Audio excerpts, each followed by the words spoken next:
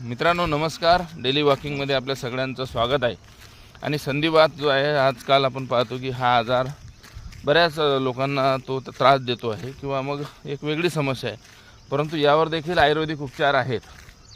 आणि यामध्ये हळद असेल, मेथीची भाजी असेल, म्हणजे रानभाज्या सोबतच आयुर्वेद। तर या संदर्भात सर देखील आपला अनुभव सांगा सर, यामध्ये काय आपण करू शकतो? हे जे संधिवात आहे सर, हा सामान्य आजार आहे। हो आणि परंतु या संधिवाताने टोंगडे फार दुखत असतात, गुडघे। हो तर त्याच्यामुळे माणसाला कसं असह्य वेदना होतात, जरी सामान्य असला तरी। म्हणून आपण आता 6 उपाय आहेत, बाकीचा सगळा व्यायाम तर आहेच डेली करणे, पण त्याचबरोबर आयुर्वेदामध्ये या संधिवातावर उपचार सांगितलेले आहे। त्याच्यात सगळ्यात महत्त्वाचा आहे अश्वगंधा नावाची वनस्पती, नंतर आहे हळद आणि त्रिफळा।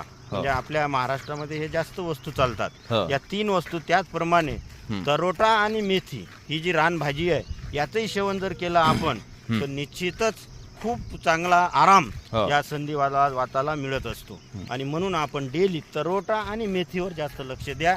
मी उत्तम केशवराव मनोहर गुरुजी टोपीवाले, मी सतत बडे सरांच्या सानिध्यात असतो आणि आयुर्वेदाची माहिती सांगण्याचा प्रयत्न करतो। तर तुम्ही संधिवाताकरिता अश्वगंधा, त्रिफळा, हळद आणि तरोट्याची भाजी व मेथीचं सेवन करा, तुमची संधिवात 100% कमी होणार।